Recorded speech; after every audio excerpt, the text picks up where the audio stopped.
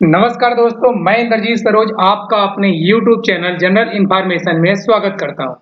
अभी हम देखने वाले एक आर्टिकल जो कि इंडिया पाकिस्तान से रिलेटेड है और ये बेंगलुरु आ रहा है, तो उसी में भी हम देखेंगे कि ऐसा क्यों। बेंगलुरु में पाकिस्तानी उपस्थिति के लिए केंद्र जिम्मेदार है। ये बेंगलुरु के मतलब कर्नाटका के मिनिस्टर हैं, वो बोल रहे हैं कि जो बेंगलुरु सिटी हमारी है, अगर यहाँ पाकिस्तानी पाए जा रहे हैं, इनकी उपस्थिति वहां पे है, तो इसके लिए जिम्मेदार केंद्र सरकार है। पाकिस्तानी बेंगलुरु में क्या कर रहे हैं, वहां पहुंचे कैसे, ये पाकिस्तानी बेंगलुरु में पहले कर क्या रहे हैं और वहां पहुंचे कैसे, इनका क्या काम है, इस आर्टिकल में सब हम देखने वाले हैं। प्रॉब्लम क्या है, मंत्री ने केंद्र सरकार को जिम्मेदार बोल रहे हैं, ठहरा रहे हैं जिम्मेदार कि केंद्र सरकार की वजह से ही पाकिस्तानी बेंगलुरु तक पहुंचे हैं, अदरवाइज इनको बाहर ही निपटारा किया जा सकता था। चलिए दोस्त, शुरू करते हैं। ऐसे जनरल इंफॉर्मेशन के लिए प्लीज चैनल को आप सब्सक्राइब करना और वीडियो को लाइक करना दोस्त, ताकि हमें थोड़ा मोटिवेशन मिले। दोस्तों में शेयर करना ताकि ऐसे और लोगों तक ऐसे इंफॉर्मेशन पहुंच पाए। चलिए दोस्त, शुरू करते हैं। सामान्य जानकारी के लिए आप जरूर चैनल को सब्सक्राइब करना। बेंगलुरु में पाकिस्तानी उपस्थिति के लिए केंद्र जिम्मेदार, ये मंत्री बोल रहे हैं। जो कुछ ये है, आगे चल के अब हम पूरा आर्टिकल का डिटेल्स देखेंगे। जी, बेंगलुरु नाम आया एक अपना, तो पहले हम बेंगलुरु देखते हैं, फिर इंडिया को तो हम देख रहे हैं पूरा इंडिया। इंडिया में जब हम साउथ में चलेंगे, यहाँ पे दिल्ली है, दिल्ली से जब हम साउथ में चलेंगे, सॉरी थोड़ा हो गया, इस साइड आएंगे तो यहाँ पे हमको मिलेगा तेलंगाना, इसके जस्ट बगल में मिलेगा कर्नाटका, फिर इधर आंध्र प्रदेश, तमिलनाडु, केरला, ये अपने मेन स्टेट है। फिर इधर अपना लक्षद्वीप है और पुडुचेरी भी यहीं पे मिलेगा आपको। बट हमें बात करना बेंगलुरु में, हमने 3-4 ऑप्शन ये देख लिए कौन कहाँ पाया जाता है, कभी और नाम ऐसा मिलता जुलता तो हम देखेंगे। बट यहाँ हमें बेंगलुरु इस कर्नाटका का कैपिटल है। कर्नाटका यहाँ है, जैसे यूपी का उत्तर प्रदेश है, राजस्थान का जयपुर है, ठीक इसी प्रकार से कर्नाटका का बेंगलुरु है। जो ये सिटी यहाँ पे जो ये डॉट बेंगलुरु लिखा हुआ दिख रहा है आपको, यही जो वो है, तो ये बात यहाँ का कर रहे हैं, राइट। बात अब पाकिस्तान की आएगी, तो पाकिस्तान यहाँ पे है। अब बेंगलुरु आने के लिए पाकिस्तानियों को 2 रास्ता, एक तो किसी जमीन के माध्यम से आए हैं, ऐसे समुद्री माध्यम से भी आ सकते हैं, यहाँ से आए। कर्नाटका समुद्र से बॉर्डर से करता है, इसके थ्रू वहां तक पहुंच गए। कर्नाटका गवर्नमेंट का काम है या सेंट्रल गवर्नमेंट का काम है प्रोटेक्ट करना, इस चीज हम देखेंगे। और एक किसी और रास्ते से भी आ सकते हैं, मतलब महाराष्ट्र के थ्रू, तेलंगाना, आंध्र प्रदेश, तमिलनाडु के केरला। बट ये मैक्सिमम चांस है कि समुद्री रास्ते से ही बेंगलुरु पहुंचे होंगे, क्योंकि इजिली पाकिस्तानी को यहाँ आने का परमिशन नहीं है। चलिए दोस्त, अब जो आर्टिकल द हिंदू में प्रिंट हुआ था उसे हम लाइन टू लाइन देख लेते हैं।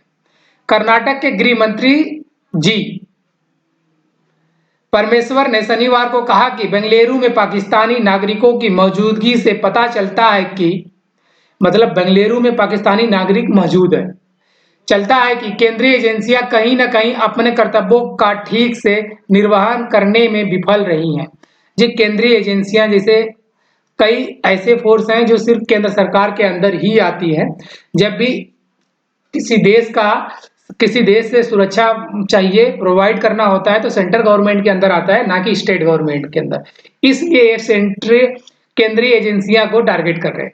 इसके तुरंत बाद केंद्रीय मंत्री प्रहलाद जोशी ने कहा कि श्री परमेश्वर को गैर जिम्मेदाराना बयान नहीं देना चाहिए। इन्होंने जो बातें बताई उसका जो केंद्रीय मंत्री हैं, उन्होंने ऐसा कुछ जवाब दिया इन मंत्री महोदय को।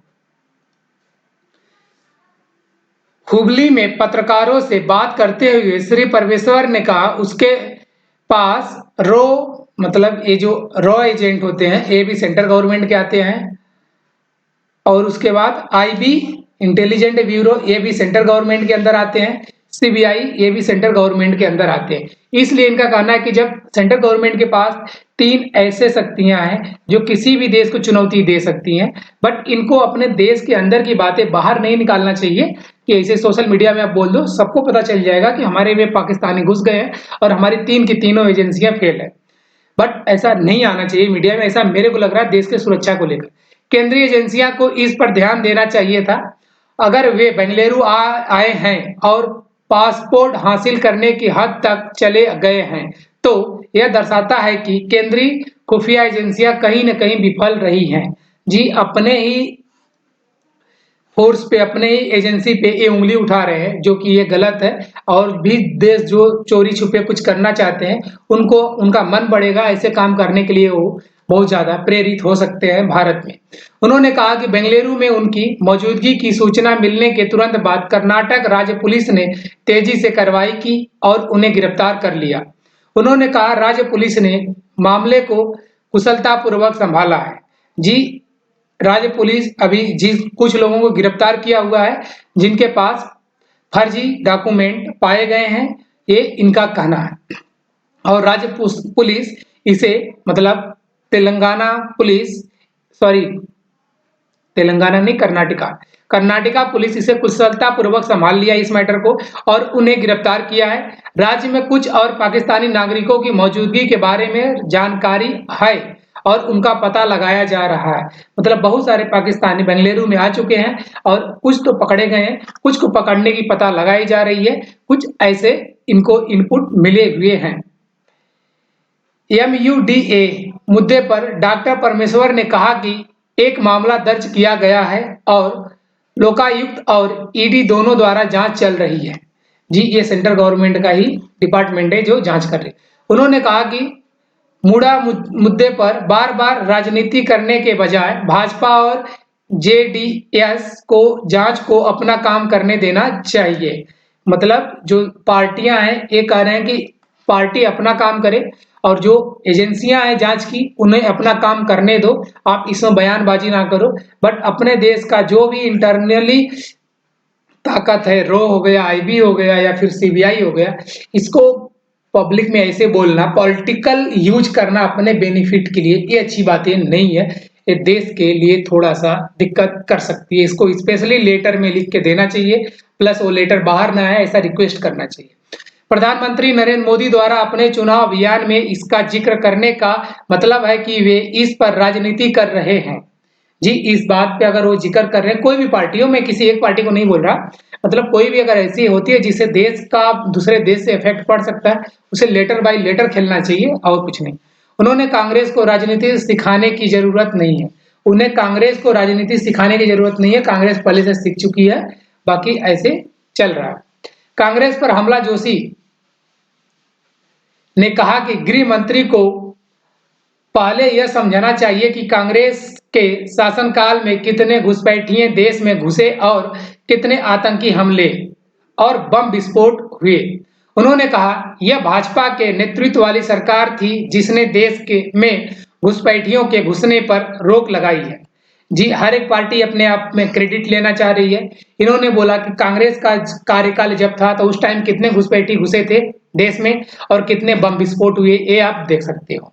और रही बात बीजेपी की, भाजपा के नेतृत्व वाली सरकार जब से बनी है तब से कोई बड़ा बम ब्लास्ट नहीं हुआ है, और हुआ है दोस्त मेरे नजर में तो। उसके बाद घुसपैठियों को घुसने पर रोक लगाई है किसने?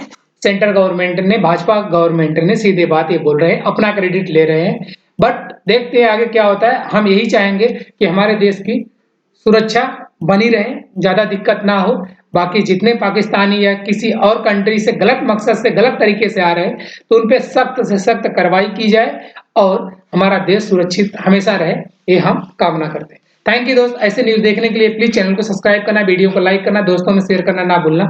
Thank you so much.